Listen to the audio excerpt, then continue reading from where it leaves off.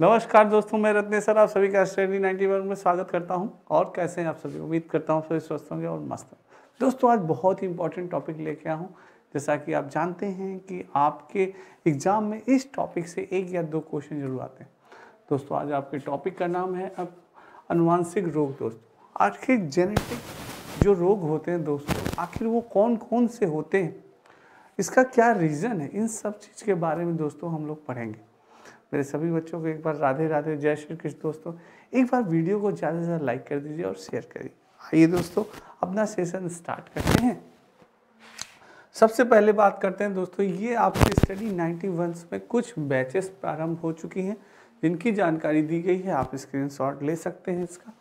आइए दोस्तों स्टार्ट करते हैं। दोस्तों वर्णांतता यानी कि कलर ब्लाइंडनेस। सबसे पहले अगर हम बात करें दोस्तों, जेनेटिक जो रोग होते हैं, आनुवांशिक रोग होते हैं, आखिर वो होते क्या? दोस्तों अगर आनुवांशिक रोग की बात की जाए तो आनुवांशिक रोग वे होते हैं जो कि हमें अपने माता पिता के द्वारा प्राप्त होते हैं। वे रोग क्या होते हैं? वे आनुवांशिक रोग कहलाते हैं दोस्तों। जैसे दोस्तों सबसे पहले अगर बात की जाए तो जैसे मधुमेह, यानी कि आप उसे क्या कहते हैं? डायबिटीज़ कहते हैं दोस्तों। जो डायबिटीज़ होता है वो दोस्तों आनुवांशिक रोग माना जाता है। जो अगर आपके माता पिता को अगर डायबिटीज़ है तो 101% आपको भी डायबिटीज़ होने के चांसेस हैं। अगर आपने थोड़ा सा भी लापरवाही की तो 101% आपको। दोस्तों बहुत ही कम होता है कि यानी कि लोग लापरवाही नहीं करते हैं तो उनको डायबिटीज़ नहीं हो पाता, पर अगर थोड़ी सी भी लापरवाही तो डायबिटीज़ होना तय है दोस्तों। ठीक है, तो वो चीज़ है दोस्तों। अब वर्णांतता की बात की जाए दोस्तों, तो इस रोग में ग्रसित व्यक्तियों में लाल एवं हरा रंग पहचानने की क्षमता नहीं होती। कलर ब्लाइंडनेस दोस्तों, जो ये कलर ब्लाइंडनेस होता है यह भी एक आनुवांशिक रोग होता है। दोस्तों आज हम पढ़ेंगे कि आखिर आनुवांशिक रोग कौन कौन से होते हैं और क्या उसके लक्षण होते हैं। दोस्तों जो कलर ब्लाइंडनेस होता है, इस रोग से ग्रसित व्यक्तियों में लाल एवं हरे रंग पहचानने की क्षमता नहीं होती है। कौन से रंग? अगर आपसे पूछे कि कलर ब्लाइंडनेस में कौन सा रंग नहीं पहचान सकता व्यक्ति, तो लाल और हरा रंग नहीं पहचान सकता दोस्तों। क्या? लाल और हरा रंग नहीं पहचान सकता। इसमें मुख्य रूप से पुरुष प्रभावित होता है। कौन प्रभावित होता है? मुख्य रूप से पुरुष प्रभावित होता है, क्योंकि स्त्रियां केवल वाहक यानी कि कैरियर का काम करती हैं। स्त्रियों में यह रोग तभी होता है जब इसके दोनों गुणसूत्र यानी एक्स प्रभावित होते हैं। यानी कि इसमें ज़्यादातर दोस्तों पुरुष प्रभावित होती है जबकि स्त्रियां प्रभावित नहीं होती। किसमें? आपके वर्णांतता रोग में यानी कलर ब्लाइंडनेस। नेक्स्ट दोस्तों, यदि एक गुणसूत्र एक्स पर वर्णांतता के जीन हो तो स्त्रियां वाहक का कार्य करेंगी, लेकिन वर्णांतता अगर नहीं होगी, इसके विपरीत पुरुषों में केवल एक्स गुणसूत्र पर वर्णांतता होगी, तो इस बीमारी को डोरेंटिज भी कहते हैं दोस्तों। यह मुख्यतः लिंग संबंधी रोग है जो पीढ़ी दर पीढ़ी क्या होता है? फैलता रहता है। क्या होता है? पीढ़ी दर पीढ़ी यह चलता रहता है दोस्तों। ये आपका जो कलर ब्लाइंडनेस होता है दोस्तों, ये क्या होता है? पीढ़ी दर पीढ़ी आपका बढ़ता रहता है दोस्तों। अगर आपका यानी अगर ये एक बार हो गया तो समझिए कि आपके पुत्र में, फिर पुत्र से पुत्र के पुत्र में ये बढ़ता रहेगा दोस्तों। ठीक है, नेक्स्ट बात करते हैं हीमोफीलिया की। किसकी बात करते हैं दोस्तों? हीमोफीलिया की बात करते हैं दोस्तों। इसमें स्त्री वाहक कार्य करती हैं। इसमें साधारणतः एक व्यक्ति को चोट लगने पर औसतन 2 से 5 मिनट में रक्त का थक्का बनकर बहना बंद हो जाता है। इसमें क्या होता है दोस्तों? रक्त का थक्का जो होता है वो बहना बंद हो जाता है। और किंतु हीमोफीलिया से ग्रसित व्यक्ति में, जो हीमोफीलिया से ग्रसित व्यक्ति होता है दोस्तों, उसको क्या होता है कि जब उसको चोट लगती है तो काफी समय के बाद भी रक्त लगातार बहता रहता है, क्योंकि रक्त क्या हो जाता है? पतला हो जाता है। जैसे आप देखते हैं दोस्तों, आपको चोट लगती है तो 2-5 मिनट बाद रक्त का बहना बंद हो जाता है, पर जो हीमोफीलिया से ग्रसित व्यक्ति होता है उसका रक्त पतला हो जाता है और जैसे ही उसको चोट लगती है रक्त का बहाव तेजी से होता रहता है दोस्तों, होता रहता है। और रक्त में कुछ प्रोटीन की कमी के कारण थकान नहीं बनती, लगातार बहता रहता है और पूरे कुछ यानी थक्का नहीं बनता दोस्तों। क्या नहीं बनता? थक्का नहीं बनता। अतः शीघ्र उपचार न होने पर रोगी की मृत्यु भी हो सकती है। अगर शीघ्र उपचार भी नहीं किया गया तो हीमोफीलिया की जो रोगी होता है उसकी मृत्यु भी हो सकती है दोस्तों। ठीक है, नेक्स्ट है टर्नर सिंड्रोम दोस्तों। टर्नर सिंड्रोम दोस्तों, यह रोग जो होता है, यह रोग अर्धसूत्री विभाजन में अनियमितता से उत्पन्न होता है। किससे? अनियमितता से उत्पन्न होता है। विभाजन में अनियमितता हो जाने से एक ऐसे अंडे का निर्माण होता है जिसमें कोई भी लिंग गुणसूत्र नहीं होता, कोई भी लिंग गुणसूत्र नहीं होता। दोनों लिंग गुणसूत्र क्या होते हैं, एक्स एक्स एक ही अंडे में चले जाते हैं। क्या होते हैं, जो गुणसूत्र होते हैं एक ही अंडे में एक्स एक्स चले जाते हैं। जब इस प्रकार अंडा समान शुक्राणु से निषेचित होता है तो बनने वाला जाइगोट में लिंग गुणसूत्रों की संख्या क्या हो जाती है, कम हो जाती है दोस्तों। क्या हो जाती है, कम हो जाती है। नेक्स्ट है, इस प्रकार के जाइगोट से बनने वाली स्त्रियों में अनेक शारीरिक असमानताएं उत्पन्न हो जाती हैं। क्या हो जाती हैं, शरीर स्त्रियों में अनेक असमानताएं उत्पन्न हो जाती है। जैसे कि शरीर अल्प विकसित, शरीर उनका क्या होगा, ज्यादा विकसित नहीं होगा, और कद छोटा होगा, वक्ष आपका चपटा होगा, और जननांग अविकसित होंगे। ऐसी स्त्रियां क्या होती है, बाज उत्पन्न होती है दोस्तों। क्या होती है, यानी कि उनको बच्चा नहीं होता दोस्तों। ये रीजन होता है आपके इसमें, ठीक। नेक्स्ट है दोस्तों, ये आपकी अपनी हिंदी दोस्तों, यानी स्टडी 91 में कुछ पुस्तकें आपको दी गई हैं। सारी पुस्तकें दोस्तों फ्री हैं, सारी पुस्तकें यानी फ्री डिलीवरी हैं। और जैसे अपनी Hindi video, paid combo, paid book, सारी पुस्तकें, और नंबर भी दिया गया है, आप इसे मंगा सकते हैं दोस्तों।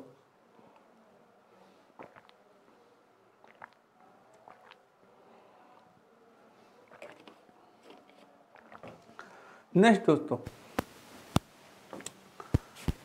क्लेनफेल्टर सिंड्रोम। क्लेनफेल्टर सिंड्रोम में क्या होता है दोस्तों, यह रोग भी क्या होता है, अर्धसूत्री विभाजन के अनियमितता के कारण होता है। क्या होता है, अर्धसूत्री विभाजन के अनियमितता के कारण। जैसे आपसे पूछ ले कि क्लेनफेल्टर सिंड्रोम का क्या कारण है, तो आप बता सकते हैं कि सर अर्धसूत्री विभाजन की अनियमितता के कारण होता है। इसमें गुणसूत्रों की संख्या सामान्य से क्या हो जाती है, अधिक हो जाती है। सामान्य से क्या हो जाती है, अधिक हो जाती है, 47 हो जाती है।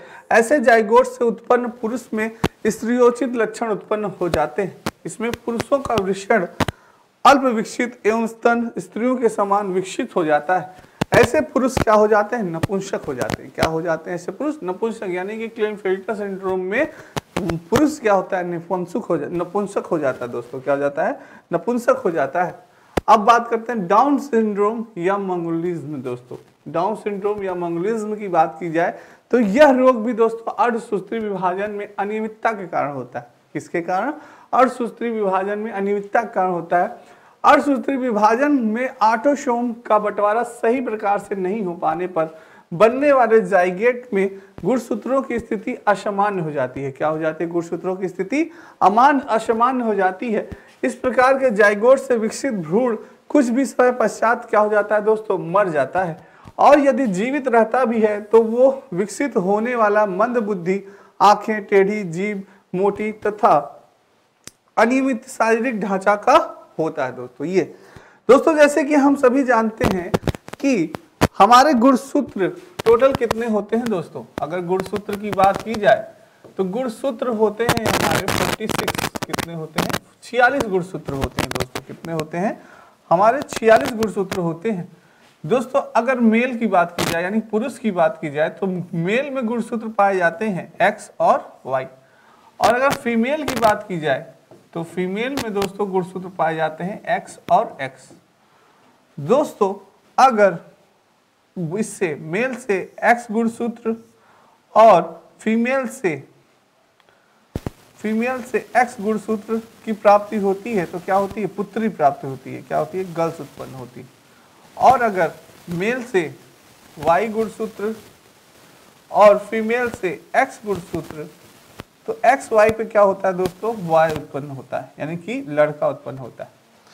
दोनों का दोस्तों 23 गुणसूत्र होते हैं। 23 यानी कि मेल के 23 जोड़ी और 23 किसके, फीमेल के। तो ये 23 टोटल बन के कितना बनते हैं, 46 बनते हैं। टोटल कितने गुणसूत्र हो गए, 46 गुणसूत्र हो गए। पर यही गुणसूत्रों की जब दोस्तों कभी किसी में कम हो जाते हैं और कभी किसी में ज्यादा हो जाते हैं तो वो एक रोग का कारण बन जाते हैं दोस्तों। जैसा कि अभी हमने आपको बताया कि अभी आपने पढ़ा कि डाउन सिंड्रोम या मंगोलिज्म में यह भी क्या है, अर्धसूत्री विभाजन है में अनियमित के कारण होता है। अर्धसूत्री विभाजन में ऑटोसोम का बंटवारा सही प्रकार से नहीं हो पाने में बनने वाला जाइगोट में गुणसूत्रों की स्थिति क्या हो जाती है, असामान्य हो जाती है। गुणसूत्रों की स्थिति क्या हो जाती है, असमान हो जाती है। इस प्रकार के जाइगोट से विकसित भ्रूण कुछ ही समय पश्चात क्या होता है, मर जाता है दोस्तों। और यदि जीवित रहता भी है तो वह विकसित होने में असमर्थ होता है, यानी वह मंद बुद्धि वाला बनेगा, आंखें टेढ़ी होगी, जीभ मोटी तथा नियमित शारीरिक ढांचा का होता है। और अभी आपने जैसे पढ़ा क्लिनफेल्टर सिंड्रोम, यह रोग भी क्या होता है, अर्धसूत्री विभाजन के अनियमितता के कारण होता है। इसमें भी दोस्तों क्या होता है, गुणसूत्रों की संख्या क्या हो जाती है, बढ़ जाती है। इसमें क्या हुआ, गुण बढ़ गया। आप जानते हैं कि टोटल गुणसूत्र होते हैं 46 और उसमें क्या हो गया 47, एक बढ़ गया। तो बढ़ने से क्या होता है, ऐसे जाइगोट से उत्पन्न पुरुष स्त्रियोचित लक्षण उत्पन्न हो जाते हैं। पुरुष में क्या हो जाते हैं, स्त्रियोचित लक्षण उत्पन्न हो जाते हैं। उसमें पुरुषों का वृषण क्या होता है, अल्प विकसित एवं स्तन स्त्रियों के समान क्या हो जाता है, विकसित हो जाता है दोस्तों। तो ये होता है जब गुणसूत्रों का दोस्तों किसी में अधिक हो जाता है, किसी में कम हो जाता है, तो भी वो बीमारी का लक्षण बन जाता है दोस्तों। ठीक है, तो यही चीज है। नेक्स्ट बात करते हैं दोस्तों पटाउ सिंड्रोम। पटाउ सिंड्रोम की अगर बात की जाए दोस्तों, तो इसमें रोगी का ऊपर का ओठ 20 से कट जाता है। रोगी का जो ऊपर का ओठ होता है वो क्या होता है, 20 से कट जाता है। तालू में दरार आ जाता है। तालू में क्या आ जाता है दोस्तों, दरार आ जाता है। इस रोगी में रोगी मंद बुद्धि का होता है, नेत्र रोग आदि से भी प्रभावित हो सकता है। पटाउ सिंड्रोम भी दोस्तों ये भी रोग बहुत ही खतरनाक माना जाता है। और ये भी एक रोग क्या होता है, ये भी अनुवांशिक रोग होता है। क्या होता है, अनुवांशिक रोग होता है दोस्तों। अनुवांशिक रोग जानना बहुत ही जरूरी है। आपके एग्जाम में पूछा जाता है कि कौन कौन से अनुवांशिक रोग हैं, कौन कौन से अनुवांशिक रोग हैं। उसमें से दो बिना अनुवांशिक वाला दे देगा, एक दे देगा डायबिटीज जैसे दे दिया, कलर ब्लाइंडनेस दे दिया। तो कलर ब्लाइंडनेस, डायबिटीज ये क्या है दोस्तों, ये अनुवांशिक रोग है। ऐसे ही आपको ऑप्शंस में से 4 ऑप्शन दे दिया, 4 ऑप्शन में से एक ऑप्शन छांटना पड़ेगा दोस्तों, बताना पड़ेगा। तो वही चीज है। नेक्स्ट है अन्य रोग की अगर बात करें, अदर डिजीज, फाइलेरिया। फाइलेरिया बात करें दोस्तों, यह रोग अनेक प्रकार के सूत्र कृमियों के कारण होता है, जिनमें प्रमुख है क्या है, वाउचेरिया ब्रैकोफाइटाई है। इस रोग से लचका वाहिनियां और ग्रंथियां फूल जाती हैं, जिसे फाइलोसिस भी कहा जाता है दोस्तों। मलेरिया की भांति इस रोग के आरंभ में भी ज्वर आ जाता है। आरंभ में क्या आता है दोस्तों, ज्वर आ जाता है, यानी बुखार देके, यानी कि प्रारंभ होता है। ये क्या होता है, सर्वप्रथम आपको क्या आएगा, बुखार आएगा। मलेरिया की भांति ही ठंडी देके बुखार आएगा। तो ये होता है दोस्तों फाइलेरिया।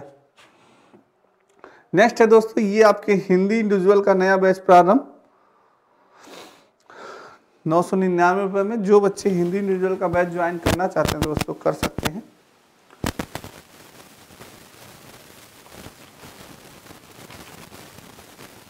नेक्स्ट आगे चलते हैं। आगे बात की जाए तो हेट्रोजन की टिकिया से रोगी को आराम मिलता है दोस्तों। हेट्रोजन यानी दवा होती है जिससे कि क्या होती है, इससे जो रोगी होता है उसको क्या मिलता है, आराम मिलता है। फाइलेरिया का रोगियों के लिए दही, केला तथा अन्य चर्बी और प्रोटीन जनित खाद्य पदार्थ वर्जित है। यानी कि अगर जिसको फाइलेरिया है दोस्तों तो उसको दही नहीं खाना है।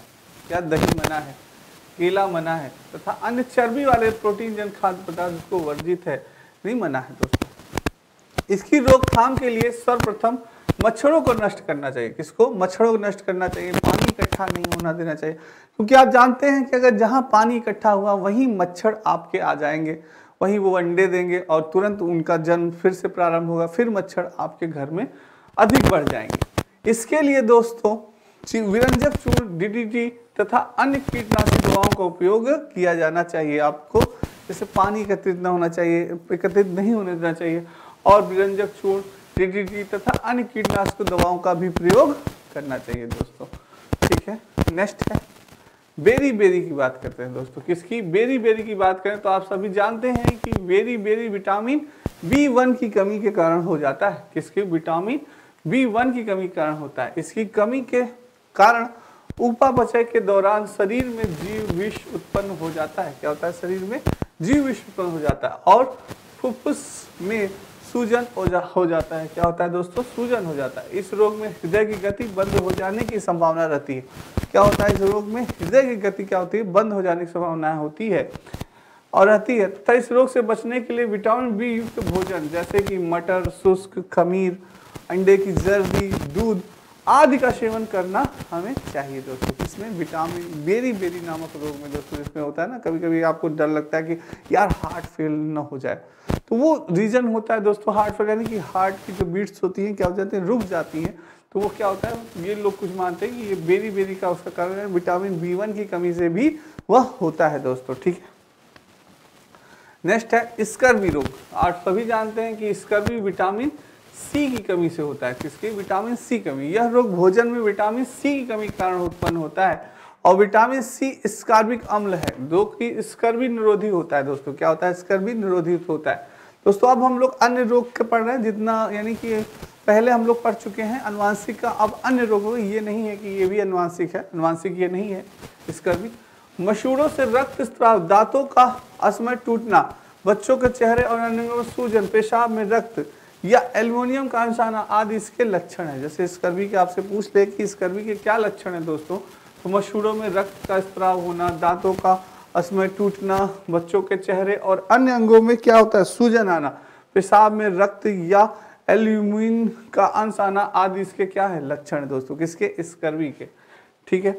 नेक्स्ट बात करते हैं दोस्तों, विटामिन सी टमाटर, पत्ता गोभी, प्याज, नींबू, नारंगी, हरी साग सब्जियां या ताजे फलों में पर्याप्त मात्रा में यह क्या पाया जाता है? विटामिन सी पाया जाता है। प्रतिदिन भोजन में 50 से 60 मिलीग्राम विटामिन सी की आवश्यकता होती है। कितने? जैसे आपसे कोई पूछ ले कि विटामिन सी की हमारे प्रतिदिन कितनी आवश्यकता होती है दोस्तों, तो आप बता सकते हैं 50 से 60 मिलीग्राम हमारे विटामिन सी की आवश्यकता होती है। जितने भी खट्टे फल हैं दोस्तों, तो ये जान लीजिए जितने भी खट्टे फल हैं उसमें विटामिन सी पाया जाता है। जैसे कि सबसे ज़्यादा नींबू में, नारंगी में, हरी शाक सब्जियों में या ताजे फलों में पर्याप्त मात्रा में यह क्या पाया जाता है? विटामिन सी पाया जाता है आपका दोस्तों, ठीक है। नेक्स्ट चलते हैं। ये आपके दोस्तों यूजीसी नेट का first paper complete course batch प्रारंभ हो गया है। जो बच्चे ज्वाइन करना चाहते हैं कर सकते हैं। मात्र 999 रुपए में।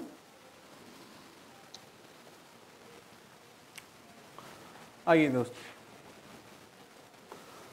अब बात करते हैं रिकेटस या सुखंडी, इसको कहा जाता है। रिकेटस भी कहा जाता है या सुखंडी कहते हैं। आपको मालूम है कि रिकेटस किसकी कमी से होता है? रिकेटस विटामिन डी की कमी से होने वाला रोग है। किसकी कमी से? यह रोग विटामिन डी की, पॉइंट नोटेड माय स्टूडेंट, किसकी? कई बार दोस्तों रिकेटस, स्कर्वी और रतौंधी ये सब आपसे एग्जाम में पूछा जाता है दोस्तों, तो इसको जानना आपके लिए बहुत ही आवश्यक है।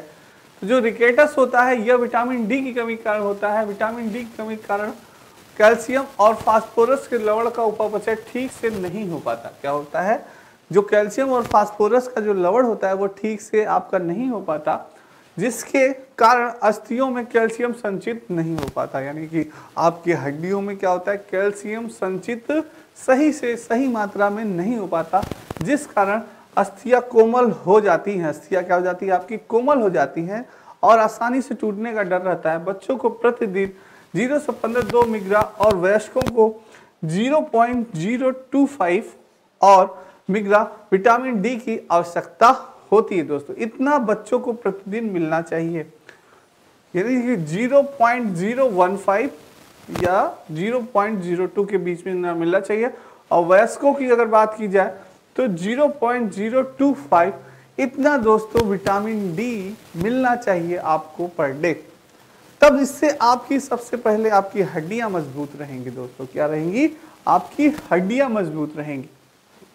नेक्स्ट है, इसकी पूर्ति के लिए विटामिन डी सर्वप्रथम सूर्य, आपको जानते ही हैं कि विटामिन डी अगर पाना है सर्वप्रथम सूर्य देवता, सूर्य नमस्कार, ये भैया सूर्य देवता से ही हमें क्या होती है? विटामिन डी की प्राप्ति होती है। और विटामिन डी युक्त भोजन ग्रहण करना चाहिए। विटामिन डी युक्त भोजन, और भी कुछ विटामिन डी है जिसमें कि मिलता है हमें डी, जैसे कि मछली के तेल में। किसमें? मछली के तेल में विटामिन डी मिलता है, कलेजी में मिलता है, अंडे की जर्दी और दूध में पर्याप्त मात्रा में विटामिन डी पाया जाता है। रोगी की उपयुक्त विटामिन डी युक्त भोजन देने के अतिरिक्त धूप, पैराबैगनी प्रकाश और मरकरी वेपर लैंप का सेवन भी कराया जाता है। किसका? Vitamin D.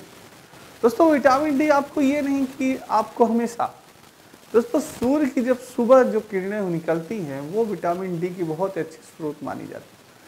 जब आप सुबह जब सूर्य किरणें लेते हैं तो वो विटामिन डी का आपके लिए बहुत ही लाभकारी होती है। जो सुबह की सूर्य कहा जाता है ना, इसीलिए सुबह आपको मॉर्निंग वॉक करना चाहिए, रनिंग करना चाहिए, दौड़।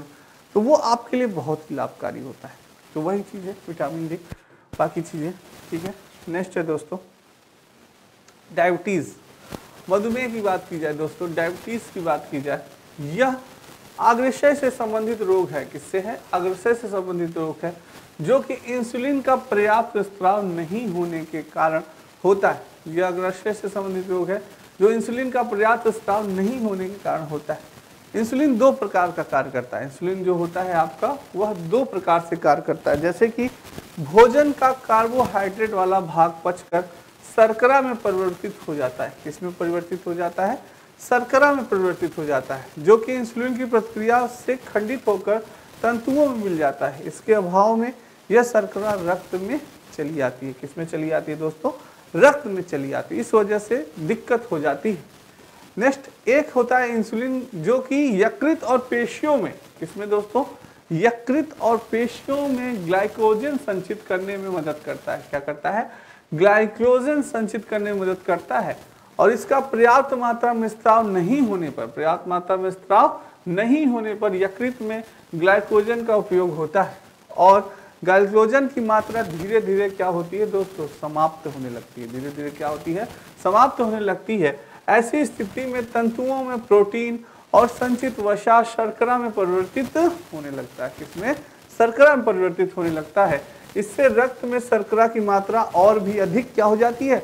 बढ़ जाती है दोस्तों। क्या हो जाती है? और भी अधिक बढ़ जाती है और यह शर्करा मूत्र के माध्यम से बाहर निकलने लगती है, जिससे कि मधुमेह की संज्ञा दी जाती है दोस्तों। क्या दी जाती है? मधुमेह की संज्ञा। डायबिटीज भी दोस्तों बहुत ही खतरनाक बीमारी होती है, जिससे कि आपको वीकनेस और आलसपन और सारी चीज़ें दोस्तों, प्रॉब्लम्स बहुत ही स्टार्ट हो, आपके घुटनों में प्रॉब्लम्स, आपके जोड़ों में दर्द होने लगता है। तो डायबिटीज़ दोस्तों, और कोई भी घाव अगर लगता है दोस्तों, कोई भी चोट लगने पे वो चोट जल्दी दोस्तों भरती नहीं है। जैसे कहते हैं ना तुरंत, अगर जैसे आपके डायबिटीज़ पेशेंट हैं तो आपके चोट जल्दी से भरेंगे नहीं दोस्तों, दिक्कत होगी दोस्तों, तो उसको भरने में समय लगेगा। तो ये चीज़ें होती हैं दोस्तों। बात करते हैं दिल का दौरा यानी हार्ट अटैक। हार्ट अटैक की बात की जाए दोस्तों, तो हृदय धमनियाँ हृदय के पेशी तंतुओं को रक्त पहुँचाती है। हृदय धमनियाँ जो होती है हृदय के पेशी तंतुओं को भी क्या करती है? रक्त पहुँचाती है। हृदय धमनियों में रक्त जम जाने के कारण, हृदय धमनियों में क्या होता है? रक्त जो होता है दोस्तों जम जाता है। जमने के कारण हृदय पेशी तंतुओं को रक्त नहीं मिल पाता। जो आपका हार्ट होता है दोस्तों, उसमें जब ब्लड जैसे कि जम जाता है तो उसके ब्लड वहाँ तक जा नहीं पाता, तो वो क्या हो जाता है? रुक जाता है, तभी हार्ट अटैक हो जाता है। इसके हृदय में दर्द होता है। क्या होता है? दर्द होता है, जिससे हृदय शूल कहा जाता है। हृदय शूल, दर्द होना, पहले क्या होगा? दर्द होना स्टार्ट हो जाएगा। फलतः हृदय रक्त का संचार नहीं कर पाता। हृदय रक्त का क्या होता है दोस्तों? संचार नहीं कर पाता, क्योंकि क्षेपक कोष्ठों में आंकुचन और प्रसरण नहीं हो पाता है। इसे हृदय गति का रुक जाना या हृदय घात भी कहा जाता है। आपने कहता है हार्ट अटैक, अरे भाई साहब हार्ट अटैक आ गया भाई साहब, तो वही रीजन होता है दोस्तों। क्या होता है? ब्लड वहां तक नहीं पहुंच पाता, धीरे धीरे ब्लड क्या होता है? जम जाता है। तो जब दोस्तों पहले आपको दर्द होगा, धीरे धीरे क्या होगा? आपको पेन होना स्टार्ट हो जाएगा, और जिसको क्या कहते हैं, आप क्या करते हैं? हृदय शूल कहा जाता है। जब वो पेन होना स्टार्ट होता है तो उसे कहते हैं हृदय शूल। तभी जैसे अगर दोस्तों कुछ लोगों को जब हार्ट पेन होना स्टार्ट हो जाए, हृदय शूल होना स्टार्ट हो जाए, तभी उनका अगर आप सही ढंग से इलाज और वो करने लगे, केयर करने लगे, तो हार्ट अटैक से उन्हें बचाया जा सकता है दोस्तों। ठीक है, क्योंकि ये फर्स्ट वो स्टार्ट हो जाता है। नेक्स्ट है दोस्तों, ये आपके दोस्तों नितिन सर के द्वारा लिखी गई हैंड राइटिंग पुस्तकें बहुत ही इम्पोर्टेंट हैं आप सभी के लिए दोस्तों। जैसा कि आप जानते हैं, जैसे प्राचीन इतिहास, मध्यकालीन इतिहास, सामान्य हिंदी, इंडियन ज्योग्राफी, भारत का भूगोल, बायोलॉजी, केमिस्ट्री। दोस्तों जैसा कि आप जानते हैं कि हमारे कुछ अनुवांशिक रोग हैं जो कि एग्ज़ाम में हर बार पूछे जाते हैं। अनुवांशिक रोग की अगर हम बात की जाए दोस्तों, तो अनुवांशिक रोग हमारे एग्ज़ाम में हर बार पूछे जाते हैं। जैसे कि कलर ब्लाइंडनेस, क्या हो गया? कलर ब्लाइंडनेस, वर्णांधता दोस्तों। कलर ब्लाइंडनेस ये हमारे एग्ज़ाम में बहुत पूछा जाता है, तो ये आपके लिए वेरी इंपॉर्टेंट है। इसको दोस्तों याद कर लीजिएगा।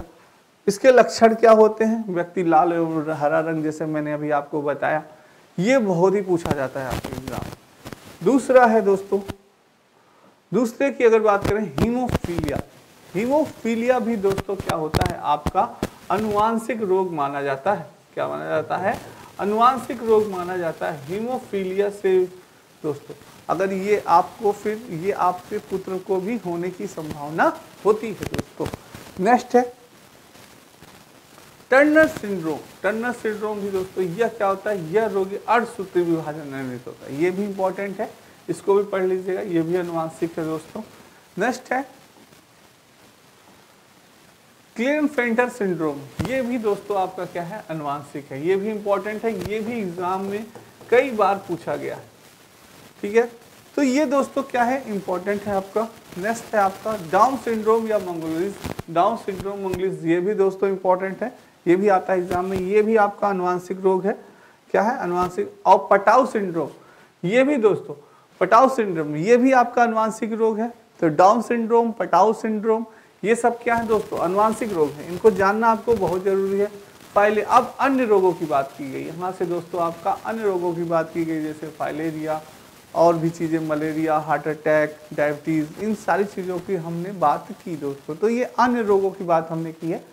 बाकी दोस्तों उससे पहले जो थे वो अनुवांशिक रोग थे, जो कि आपके एग्जाम में हर बार पूछे जाते हैं।